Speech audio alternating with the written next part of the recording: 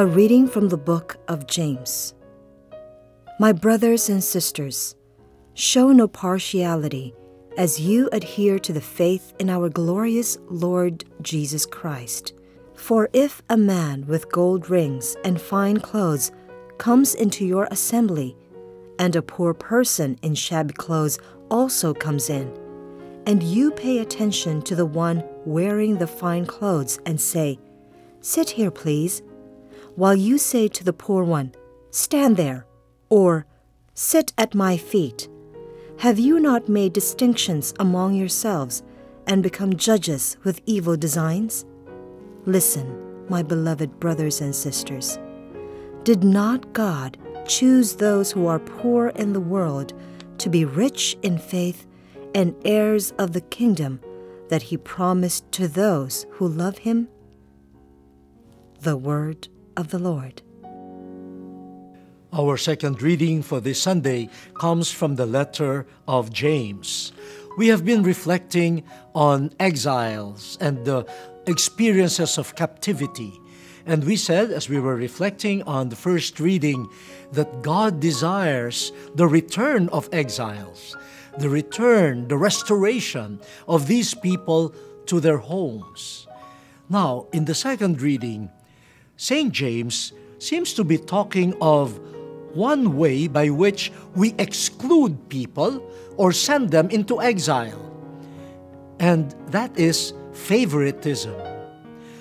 Favoritism that makes me prejudge others, that makes me decide these are the peoples that I will favor, and these are the people who will be excluded from me, my concern, my vision. Now, St. James tells us of an ordinary experience. We, for example, are in a meal, we are hosting a meal, and then you have guests who come, and they're well-dressed. They present themselves as dignified, in a way, by their comportment, by their clothing, by their jewelry. In our minds and hearts, we conclude these people are special. And so, in our minds, we already decide that these people are the ones that we will take in. They will not be excluded.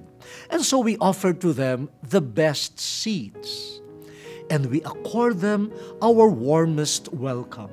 And then St. James says, you notice someone who is not as presentable as the others. They may look shabby.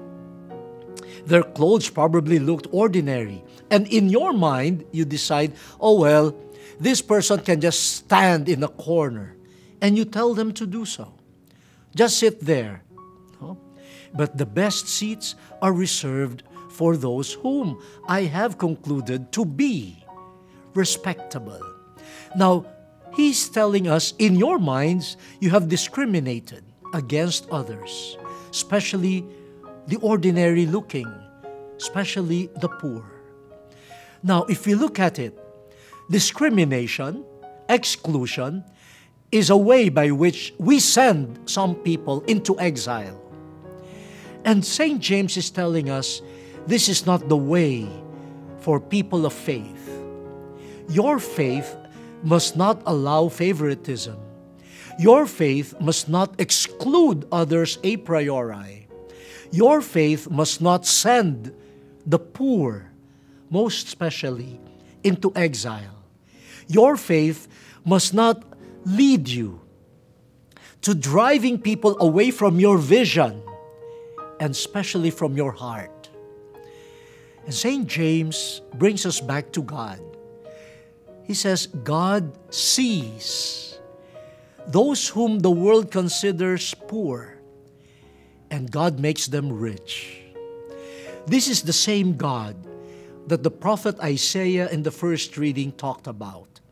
The God who will end exiles, the God who will free people held in captivity, the God who will bring them home. In our world, there are those who are literally homeless, but there are people also who have no homes in our hearts and will not find homes in our consciousness because we have already vanished them into exile. Now, dear brothers and sisters, faith does not allow that attitude. Faith must lead to a love or a charity that is able to embrace many, many people. Are we sending others, especially the poor, into exile?